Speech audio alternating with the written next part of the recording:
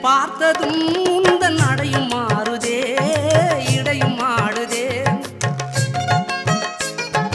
கண்கள் சிவக்குதே, கண்கள் என்னை அழைக்குதே, என்னை அழைக்குதே. பாசத்தோடு கடிதம் ஒன்று எழுதி தரட்டுமா? என் இதய வாசல் உனக்கு மட்டும் திறக்க சொல்லட்டும்.